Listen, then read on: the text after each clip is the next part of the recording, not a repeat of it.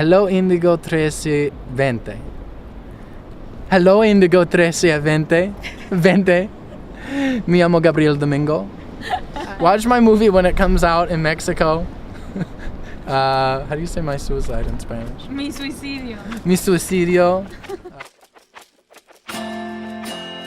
But my suicide was the first time I ever did, a full feature film. I was the lead in a feature film. I was one of the writers. I was one of the co-producers,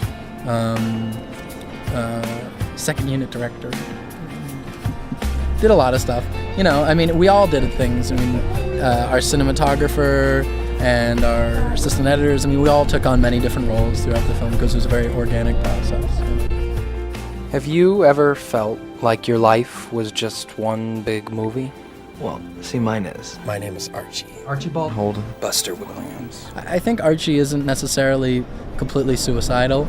I think he has the possibility of being suicidal, but I think in the beginning of the film he's more of just, reaching out for attention and that kind of thing. But there are other characters in the film that are definitely suicidal, and I think anybody has the potential of being truly self-destructive and wanting to kill themselves. Well, there, do that, and then if you want to grab an apple with, your right. See, the thing is that my right hand wouldn't come in from that side, though, right? Where's the camera going to be? It's going to be out, right? So I'll trade Well, it's that. gonna be here. I'll trade this for that. Right. Like I said, it's going to be a reach, so you're going to... Sure. Yeah, I think everybody can be somewhat prone to depression, and I've definitely had my run-ins with depression, and I think anybody pushed in the right situation can be self-destructive. It's just it's just the level at which your self-destructive nature kind of takes you over, and I think some people can be self-destructive to a certain degree, and other people, like in our film, you can see people at different stages of that. And the girl you choose to dream about. Sierra. She doesn't even know who I am. But I think you're beautiful. Even if you did have a nose job. I hate this place, this zoo, prison.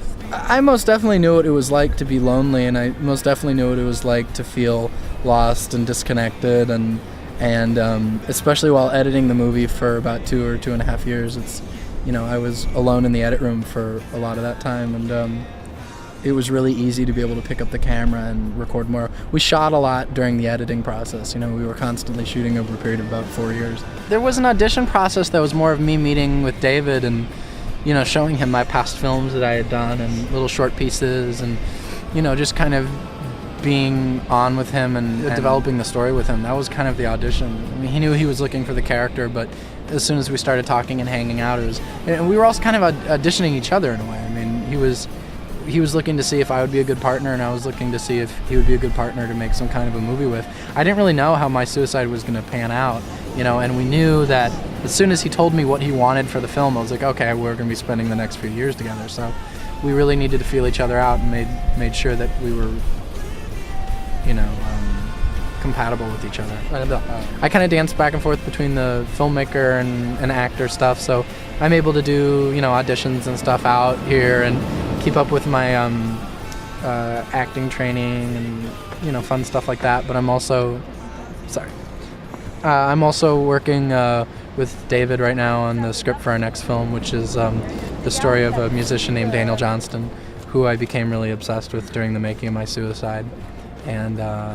And so kind of during the whole post-process of my suicide, I was listening to a lot of his music, and I decided that that was the story that I'd like to tell next, and David and I have been working on that, and that's what we're doing next. We're just in the very beginnings of it right now, though. It was great. Our movie is for young people. It was made for a young audience, and I really think I've always thought that our film, if it was ever going to connect up with somebody, it was going to connect up with a young, audience, and just the general aesthetic of the film and how it moves is for young people. So the fact that Berlinale was, our category was young people watching a film and voting on their favorite film, it just worked perfect that it was a young group. So I don't know. I think our movie, I hope it can inspire more young people to pick up a camera and make their own films. I don't know if anybody in your audience is a filmmaker or makes any kind of media, but we're in a really powerful, exciting age where you can get your stuff out there. You can get your art out there. And our movie's a good example of that. You know, we had a budget and we had people helping us, most definitely. But in our heart of hearts, we were a film made in a very grassroots, experimental way. And I want to keep making movies like that.